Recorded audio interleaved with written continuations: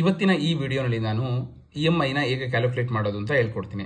Suppose ನೀವೇನಾದರೂ 5 lakh loan ತೊಗೊಂಡ್ರೆ interest rate 8.5 ಇರುತ್ತೆ ಅಂತ ಅನ್ಕೊಳ್ಳಿ. ಎಷ್ಟು ವರ್ಷಕ್ಕೆ? ಇಲ್ಲಿ ಎಕ್ಸಾಂಪಲ್ ನಾನು ತೊಗೊಂಡಿರೋದು 5 ವರ್ಷಕ್ಕೆ. ಸೊ ನೀವೇನು ಮಾಡಬೇಕು, ಇಲ್ಲೊಂದು ಫಾರ್ಮುಲಾ ಬರುತ್ತೆ, PMT ಓಪನ್ ಬ್ರಾಕೆಟ್. ನೀವೇನು ಮಾಡಬೇಕು, ಇಲ್ಲಿ ಎಷ್ಟು ಇಂಟ್ರೆಸ್ಟ್ ರೇಟ್ ಅನ್ನೋದನ್ನು ಸೆಲೆಕ್ಟ್ ಮಾಡ್ಕೋಬೇಕು, ಡಿವೈಡೆಡ್ ಬೈ 12 ಮಂತ್ಸ್, ಮತ್ತು ಇಲ್ಲಿ ಎಷ್ಟು ವರ್ಷಕ್ಕೆ ಅಂತ ಇದೆಯಲ್ಲ ಅದನ್ನು ತಗೋಬೇಕು, ಇಂಟು 12 ಮಂತ್ಸ್. ಓಕೆನಾ? ಬಿಕಾಸ್ ನಾನಲ್ಲಿ ಇಯರ್ ತಗೊಂಡಿದ್ದೀನಿ, ಎಷ್ಟು ಲೋನ್ ಅಮೌಂಟ್ ಅನ್ನೋದನ್ನು ನೀವು ಸೆಲೆಕ್ಟ್ ಮಾಡ್ಕೋಬೇಕು. ಸೊ ಇದಾದ್ಮೇಲೆ ನೀವು ಕ್ಲೋಸಿಂಗ್ ಬ್ರಾಕೆಟ್ ಹಾಕಿ ಎಂಟರ್ ಮಾಡಿದ್ರೆ ಪರ್ ಮಂತ್ EMI ಎಷ್ಟು ಬರುತ್ತೆ ಅಂತ ನಿಮಗೆ ಗೊತ್ತಾಗುತ್ತೆ. ಸೊ ನೀವು ಇಲ್ಲಿ ನೋಡ್ಬೋದು, ಸಪೋಸ್ 5 ಲಕ್ಷ ನಾನು ತಗೊಂಡಿರೋದಕ್ಕೆ 10,258 ರೂಪಾಯಿ EMI ಬಂದಿದೆ. ಅದೇ ನೀವೇನಾದರೂ ಎಕ್ಸಾಂಪಲ್ 7,30,000 ಲೋನ್ ತಗೊಂಡ್ರೆ ನಿಮಗೆ ಎಷ್ಟು ಬರುತ್ತೆ EMI? 14,977 ಅಂದರೆ 14,800 ಬರುತ್ತೆ. ಅದೇ ರೀತಿ 7 ಇಯರ್ಸ್ಗೆ ಏನಾದ್ರು ತಗೊಂಡ್ರೆ ನಿಮಗೆ EMI 11,000